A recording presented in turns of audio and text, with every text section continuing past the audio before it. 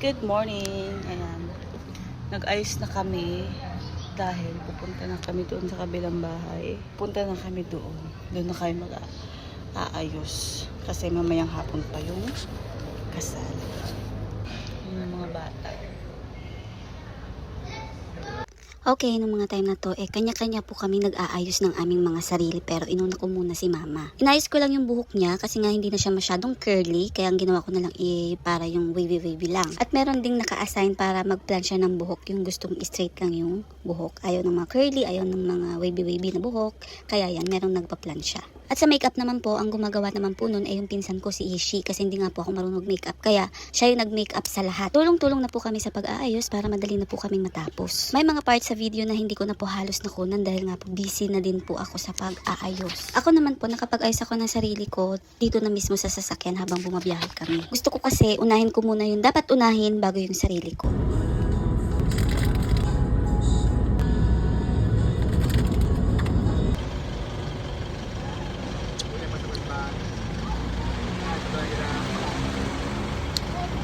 Iiwan ko yung cellphone ko dito dahil bawal daw sa loob.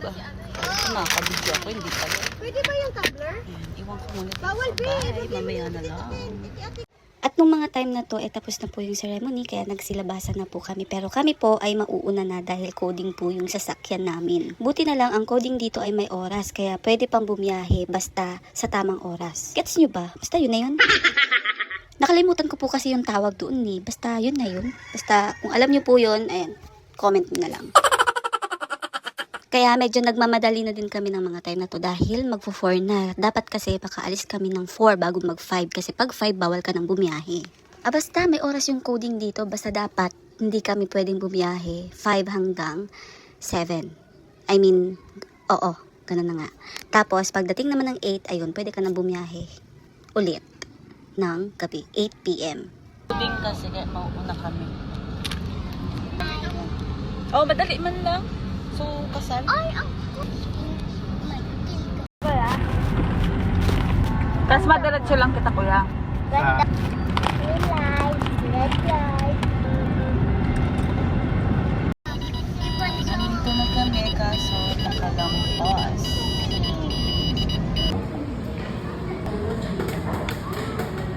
Ay, parang yaso. At dahil nga po nauna kami, yung iba hinihintay na po muna namin dito sa may cafe. Pero naghintay lang naman kami dyan mga 30 minutes, tumaas na din kami. Third floor.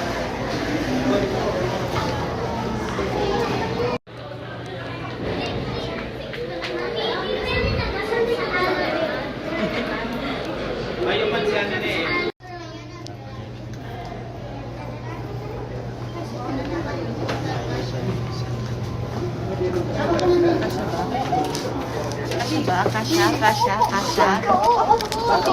Okay, kasha.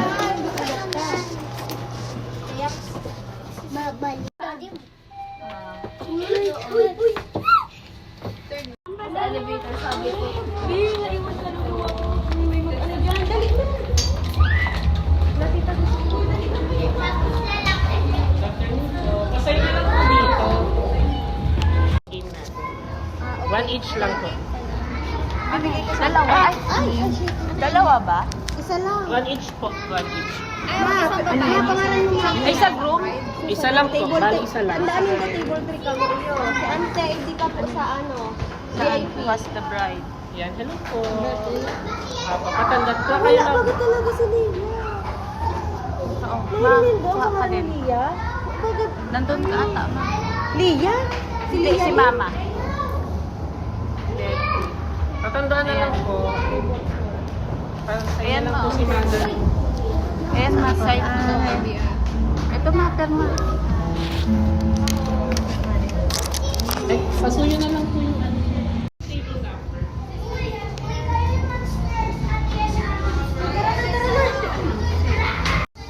Hain na ito. Papasok yun.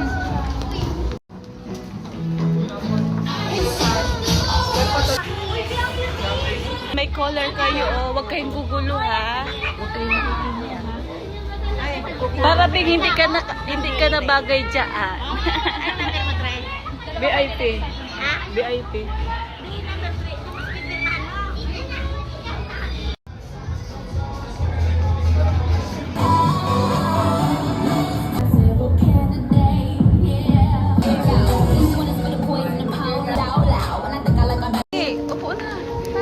Ayan.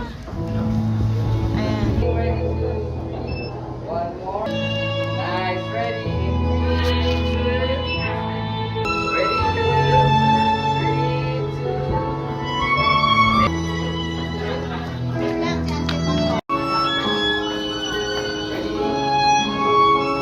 Ang masasabi ko lang, this is a simple wedding but elegant. Hiwalay po pala yung mga kids sa adult. Kaya yung pagkain naman ng mga bata ay hiwalay lang din po. At saka yung pinakamaganda dito is yung kulay ng mga damit, talagang ang ganda sa mata. Hindi siya yung sasakit yung mata mo dahil iba-iba yung kulay. Although iba-iba yung kulay niya pero hindi masakit sa mata. At habang naghihintay kami, may mga finger food sila para naman yung mga naghihintay hindi naman magutom. At medyo may pagkakaiba talaga to sa karaniwang nakasanayan natin pag uma-attend tayo ng kasal. Ang karaniwang kasal po kasi merong pasabit ng pera. Dito po is wala. Parang nakuha ko naman yung medyo point or kagustuhan nila. Kasi sa totoo lang talaga, kung gusto mo magpakasal, hindi mo naman kailangan ng maraming pera. Kumbaga, ang gusto nila makita yung pag-iisang dibdiban nila. Kung hindi dahil sa kagustuhan nila na makakuha ng pera. Kasi yung iba, di ba, mga pasabit para makarami, bumalik yung nagasto, sa kanila hindi. Pero, syempre, choice nyo yun kung magbibigay kayo ng regalo, magbibigay kayo ng pera. Syempre, kusang loob nila yung tatanggapin. Basta na-amaze lang ako, tsaka talagang very simple lang talaga, pero napaka-elegant. At sa mga pa-games naman po, di ba, ang karaniwang pa-games, kung ano-ano pa, tapos may pera pa para makarami. Dito po wala talaga, as in wala. Pero hindi po ako sure kung talagang bawal yun sa amin kasi hindi pa naman ako nagtanong. Kasi marami po talagang pagkakaiba yung sa kasal. Based of my observation, hala, ta-observe.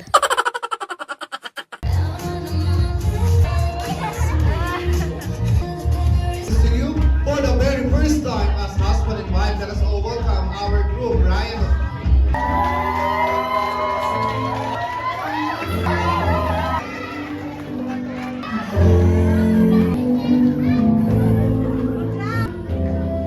Our introduction is up at the center for Tininig ko po, hindi lamang ang mga panalangin namin, bagos ang panalangin mismo ng bagong mag-asawa. Pinagpanata po nila ang pagkakataong ito, iniluhod po nila sa iyong banal na harapan.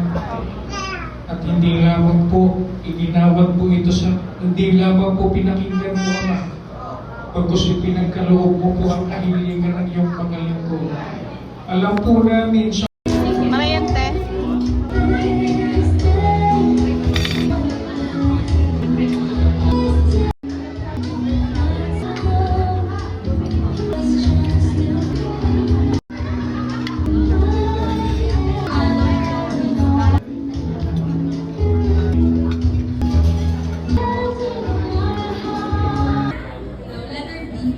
letter B. Art of Art. Ano daw po? Kung nakikita nyo, namamagay yung mata ko dyan. This is the reason why I cry every time a relatives of mine get married. Uy, ala, English yun ah. I don't cry for them but because they will experience what it's like to live a married life. Dahil sa totoo lang po, ang pag-aasawa ang pinakamahirap sa lahat. Kasi napakaraming pagsupok na ibibigay sa atin ng ama pagka tayo ay may asawa na. The next day. Ayan, ngayon palang nakapag-video dahil nakatulog na ako kagabi. Kaya ngayon lang nakapag-video. Noong mga oras na to ay pauwi na po kami ng Bicol, pero pumunta muna po kami sa Parañaque para kunin yung mga dadalhin ni Lolo na mga gamit doon sa bahay. Sa bahay niya po pala.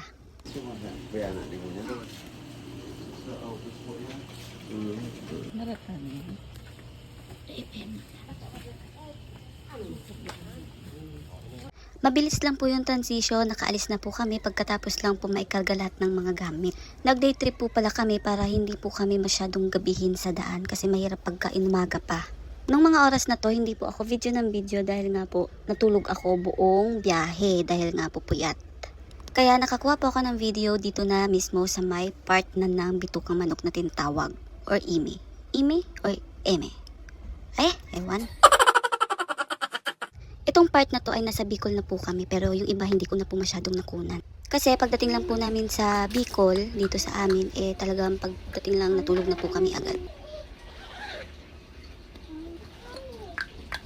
Tatalian.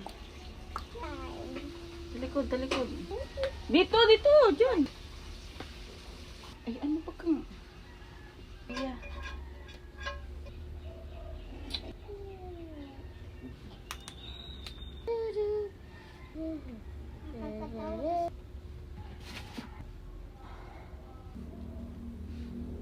Hindi naman yan mainit. Grocery. Mami, Barbie na.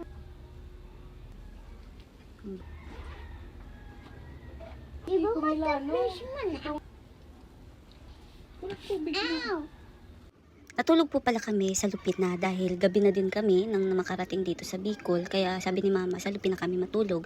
Tapos, kinabukasan na kami uuwi ng maaga. Kaya maaga kami nagising, maaga din kami gumayak para makapunta sa tutor yung mga bata. Inayos ko na yung mga baon nila para pag okay na sila Ate Sophie, sasabay niya sila papunta sa tutor. Kasi sabi ko kay Sophie, ihatid niyo na yung mga bata. Hindi pwede magpahinga kasi nga, pagdating ko, nag-ayos po ako agad ng mga gawaing bahay, tapos yung mga kalat namin na dala-dala, inayos ko agad bago ako magpahinga. Pero ngayon nga po, nag-edit pa din ako, kaya hindi ko sinasabi na nakapagpahinga na ako kasi nga nagtatrabaho pa din. Disclaimer lang po, hindi ko po sila pinapahirapan. Ang gusto ko lang pong matutunan nila dapat lahat ng bagay ay kaya nila.